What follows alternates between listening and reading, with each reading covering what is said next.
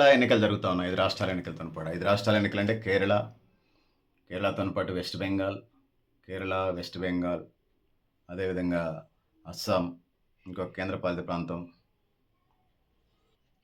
Kerala, Assam, west Bengal, ఇంకొక అరుణాచల్ ప్రదేశ్ అనుకుంటాను. మొత్తం 5 రాష్ట్రాలకు ఎన్నికలు జరుగుతా ఉన్నాయి. ఈ క్రమంలో ఇక్కడ యూడీఎఫ్, ఎల్డీఎఫ్ మధ్య ఉన్నది. అంటే కమ్యూనిస్టులు, కాంగ్రెస్ మధ్య ఉన్నది. కేంద్రంలో ఇండియా కూటమితో కలిసి ఉన్నారు. కేరళ రాష్ట్రంలో వాళ్ళిద్దరు కలబడతా ఉన్నారు. సో పిట్టపోరు పిల్లి తీర్చింది సందంగా ఇది మరి ఏమైనా బీజేపీకి పోద్దా చూడాల్సిన అవసరం అయితే ఉన్నది.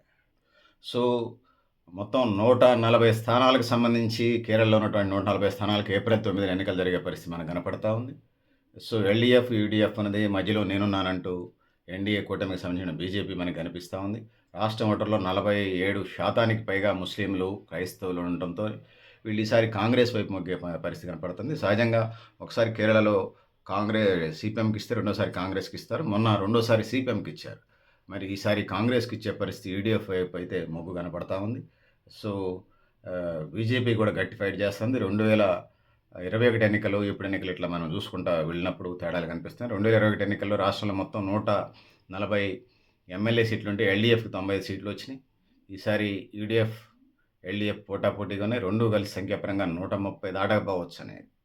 అంటే ఒక 10 బీజేపీకి ఇతరకు వస్తాయి అనేది మనకి ఇక్కడ ఇండైరెక్ట్గా అర్థమవుతా ఉంది. సో రెండు కూటమిలో కూడా దాదాపు 40% ఓట్లు ఉన్నాయి. ఇద్దరికి కొద్దిపాటి మార్జిన్తో గెలిచే పరిస్థితి మనకు కనపడతా ఉంది. 2021 ఎన్నికల్లో బీజేపీ ఈ పరిస్థితి ఎట్లున్నాయి, ఈసారి 8 నుంచి 10 సీట్లు వస్తాయని చెప్పి సర్వేలు చెప్తా ఉన్నాయి. సో ఇది పరిస్థితి. 9 స్థానాలు ఎన్డీఏ బలంగా పోటీ ఇస్తున్నట్టుగా మనకు కనపడతా ఉంది. వాళ్ళు 9 అంటున్నారు, మరి ఎన్ని గెలుస్తూ చూడాలి. 9లో 6 సీట్లు ప్రస్తుతం ఎల్డీఎఫ్ సిట్టింగ్స్ కావటం, అంటే ఎల్డీఎఫ్ ఓడిపోయే పరిస్థితి మనకు కనపడుతుంది. ఎన్డీఏ 12.41% ఓటు బ్యాంకును కలిగి ఉన్నట్టుగా 2025 జరిగినటువంటి ఎంపీ ఎన్నికలు మనకు అర్థమవుతుంది. ఇంకా స్థానిక ఎన్నికల్లో కూడా 1919 వార్డులు గెలుచుకుంది. మనం గతంలో వీడియో కూడా చేశాం దీని మీద. సో సీఎం పదవి కూడా గట్టి పోటీ కనిపిస్తూ ఉంది. కేరళలో సీఎం పదవి కోసం కాంగ్రెస్లో రమేష్ చెన్నితల, వీడి సతీశన్ మధ్య గట్టి పోటీ అన్నట్టుగా మనకు అర్థమవుతోంది. కేసీ వేణుగోపాల్ వాళ్ళ ఏఐసీసీ జాతీయ ప్రధాన కార్యదర్శి కూడా ఈ రాష్ట్రం వాడే కావటం ముదావహం.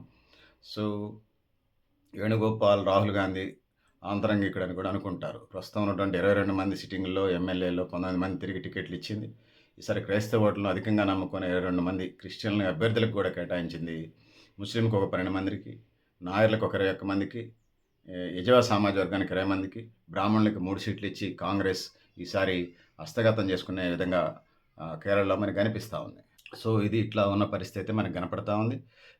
సిపిఎం సంబంధించి పరిపాలన మీద తలుకులు, చెలుకులు, బెణుకులు, షెటైర్లు, పంచులు పడతా ఉన్నటువంటి పరిస్థితి మనం చూస్తూ ఉన్నాం. సో 2025 సెప్టెంబర్ హైకోర్టు ఇచ్చినటువంటి నివేదిక ప్రకారం 2019లో రిపేర్ తర్వాత తిరిగి ఏదైతే ఉందో ఈ ఐప్స్ అండ్ టెంపుల్స్ మీద సహజంగా నాస్తికవాదం ఎక్కువ ఉంటుంది కమ్యూనిస్టులకు సంబంధించి. ఈ టెంపుల్స్ మీద అశ్రద్ధ చూపిస్తున్నట్టుగా మనకి కనిపిస్తూ ఉంది. ఒకసారి కాంగ్రెస్ ప్యానల్, ఒకసారి సిపిఎం ప్యానల్ వస్తుంది. LDF, UDF, left democratic front LDF, United democratic front Congress. So ఇట్లా వస్తుంది. ఈసారి 2021లో మరి రెండోసారి పినరాయి విజయన్కి అవకాశం ఇచ్చారు. సో అది రికార్డు బ్రేక్గా మనకు కనపడతా ఉంటుంటుంది. సో మొదటి టర్మ్ కంటే రెండో టర్మ్లో విజయన్ అప్రూవల్ రేటింగ్ గణనీయంగా తగ్గిన మాట మనకు కనిపిస్తూ ఉంది. సో అది ఎటువైపు దారి తీస్తుందనే దానికి సంబంధించి మనం చెప్పలేం. సిపిఎం నాయకుడు ఏ పద్మకుమార్ సహా పలువురు దీనికి సంబంధించినటువంటి దాంట్లో పిటిషన్ కేసులు నడుస్తూ ఉన్నాడు. శబరిమల ఆలయంలో బంగారం దోపిడీ కేసుకు సంబంధించి విజయన్ సర్కార్ని అన్పాపులర్ చేసినట్టుగా మనకు అర్థమవుతూ ఉంటుంది. సిపిఎం నాయకుడు పద్మకుమారు మీద అనుమానితుల్లో ఈయనొకడు. సరే కోర్టులో ఫైనల్ చేయాలి. సో వాళ్ళ సిపిఎం ప్రమేయం ఇన్వాల్వ్మెంట్ ఉంటుందని మనం అనలేములే కానీ, సో వాళ్ళ ప్రభుత్వం కాబట్టి దాన్ని ఐడెంటిఫై చేసి, దాన్ని ఇంటరాగేషన్ చేసి, దాన్ని ఐడెంటిఫై చేసి, కేసులు నమోదు చేసి దాన్ని చేయాల్సిన పరిస్థితి ఉన్నది. వీళ్ళు అశ్రద్ధ చేశారనేది అయితే మనకు కనపడతా ఉంది. ఇక ఆలయంలో ద్వారపాలక విగ్రహాలను, గర్భగుడి తలుపులు పైన బంగారం పూతల ప్లేట్లను మరమ్మతులు చేయాలనే పేరుతో తీసేసి మళ్ళీ వాటిని పూతల్ని చేసేసి మళ్ళీ అండించే క్రమంలో వాటి బరువు తగ్గిందనేది, కొన్ని కేజీల బరువు తగ్గిందని. సో ఇది హైకోర్టు దాకా కేసు వెళ్ళింది. సో రిపేర్లకు సంబంధించి 4.5 కిలోల బరువు తగ్గినట్టుగా, బంగారం 1 కేజీ అంటే మీరు అర్థం చేసుకోండి.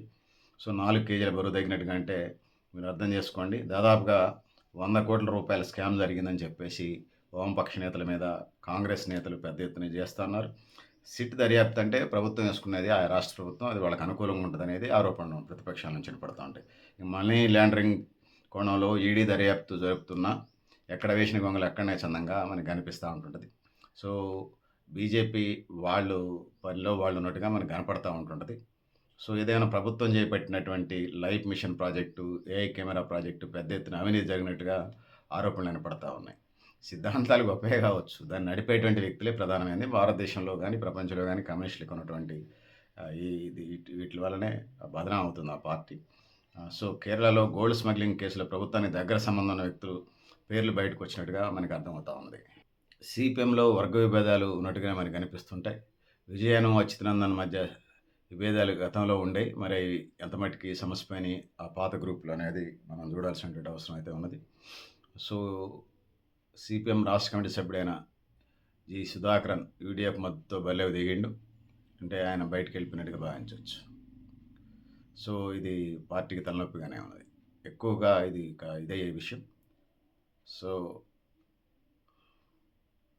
సీపీఎం పార్టీలో ఒక వెలుగు వెళ్ళినటువంటి కున్హి కృష్ణన్, పీకే శశి, టీకే గోవిందన్ వంటి తురుంకాన్ లీడర్లంతా కాంగ్రెస్ మద్దతుతోనే ఎన్నికల్లో పోటీ చేయటం ఇది ఎల్డీఎఫ్ ఓటమికి దారిలాగా కనపడతా ఉంది. పాలక్కాడ్, మలబార్ ప్రాంతాల్లో సీపీఎం కార్యకర్తలు పెద్ద సంఖ్యలో కాంగ్రెస్‌లో చేరినట్టుగా మనకు కనపడతా ఉంది. సీపీఎంలో, ఎల్డీఎఫ్‌లో డిక్రీజ్ కనిపిస్తా ఉంది. యూడీఎఫ్‌లో కూడా పరిస్థితి అంతంత మాత్రమే ఉన్నా గ్రూపులున్నా కూడా వేవ్ ఒకసారి 2 సంవత్సరాలు ప్రభుత్వ వ్యతిరేకత సహజంగా ఉంటది. సో, ఆ వేవ్ నుంచి ఎల్డీఎఫ్ బయటపడిద్దా లేదనేది చూడాలి.